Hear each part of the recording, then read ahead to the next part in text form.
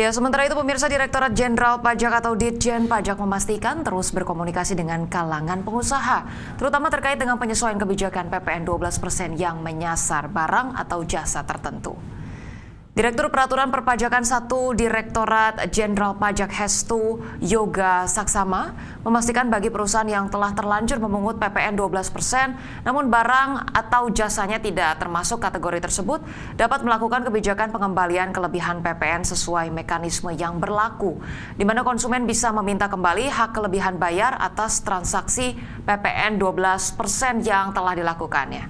Hestu Yoga Saksama menyatakan bahwa skema penggantian faktur pajak bisa saja dilakukan sehingga konsumen bisa mendapat pengembalian, di mana Ditjen Pajak mencatat tak sedikit perusahaan yang telah menetapkan pemungutan PPN 12% dalam sistem transaksi barang dan jasa.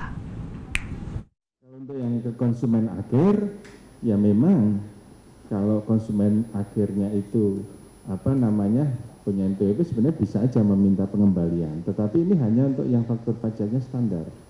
Kalau yang tidak standar, nah inilah yang mungkin nanti si penjual itu bisa melakukan penggantian sehingga yang dia bayar setor ke negara berkurang, nanti saja. Itu dia kalau kita lihat dari berita tadi, mungkin walaupun kemudian pemerintah sudah memutuskan PPN 12% ini hanya untuk barang mewah saja, tetapi mungkin masih ada kebingungan dari sejumlah kalangan perusahaan ataupun konsumen. Mungkin kemarin sempat berbelanja barangnya sebenarnya bukan termasuk barang mewah tapi kena gitu ya. Ini kemudian perlu ada sosialisasi ataupun edukasi lebih lanjut kepada pengusaha ataupun konsumen gitu, bagaimana memproses pengembalian faktur dan lain-lainnya, karena ini mungkin secara operasional ataupun administrasi akan ada PR tambahan ya gitu. Betul sekali, apalagi mungkin sebagai masyarakat, apalagi masyarakat kecil begitu ya, memang kemarin sudah keburu belanja tapi memang sudah terlanjur dipungut PPN-nya 12% dari barang apapun yang dibeli, rasa-rasanya agak sulit juga begitu ya untuk kemudian bisa dilakukan pengembalian, apalagi memang si pihak penjualnya tidak berkeinginan untuk melakukan hal tersebut ya Cah ya, karena memang